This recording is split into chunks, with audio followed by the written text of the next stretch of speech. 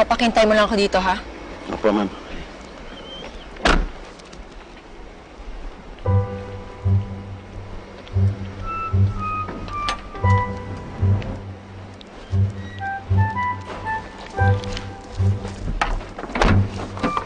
Ika na.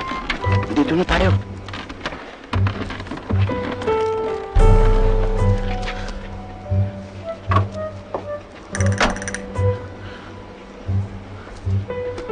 Ito na nga yung bahay ni Pepay. Pepay! Pepay! Kailangan ko pumasok. Pepay! Pepay! Hoy! Teka lang. Hindi ka pwedeng pumasok na basta-basta dyan. Gusto mo malintikan tayong dalawa. Kaya kita sinama dito para na makita mo yung kaibigan mo. Eh, di ba yun din ang sinabi mo sa akin? Opo. Sige na. Mula naman dito, matatanong mo na eh.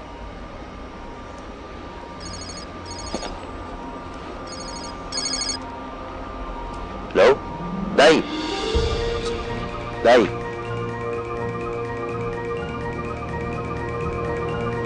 Wala siya. Dapat makapasok ko.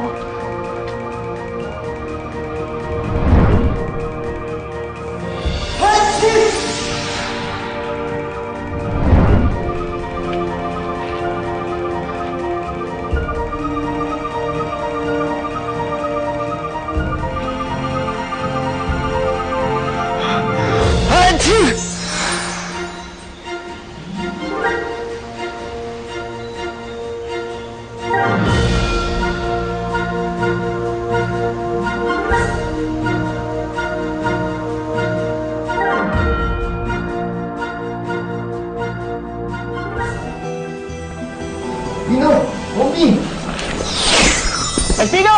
Alpino! Saya ko, nakita ko na kayo ulit. Buti nakabalik ka na. Bakit na ba si Princess? Nandito ba siya? Princess? Nako, umalis kasama si Jeffrey. Pa rin? Ano nangyari sa kanya na? Tsaka na natin pag-usapan si Princess. Ang importante, ikaw, nakabalik ka na. Tsaka kamusta ka na? Tsaka, bakit ka nakahubad? Bakit duwende ka pa rin? Hindi ba tumalab yung sumpa ni Barang? Tumalab naman. Pero, kapag umahatsing ako, lumiliit ako. Ngayon, kailangan kong umatsing ulit para na makiulit ako. Paano? Kinikuliti ko lang yung ilong ko eh. Ha? Ang ginagawa ko.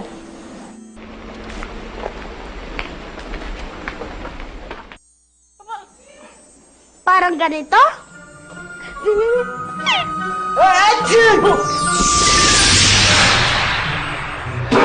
Nawala.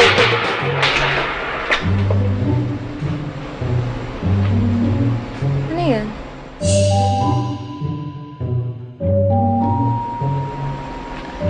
Sandali lang, ah. Tingnan ko lang kung ano yun. Sige.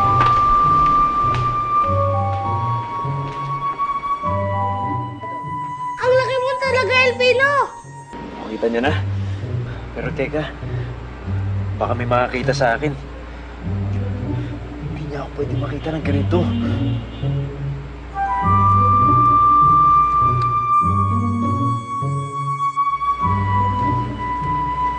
Si Princess! Princess!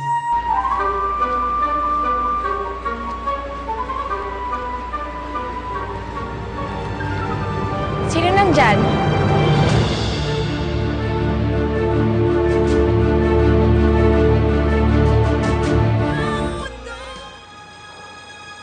Pepay, anong ginagawa mo dyan? Tara, pasok na tayo sa loob.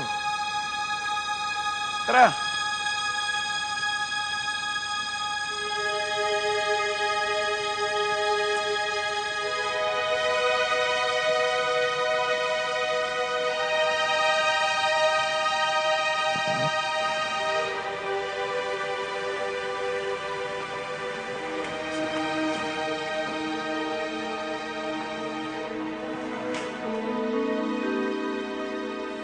Umalis na siya, Elpino!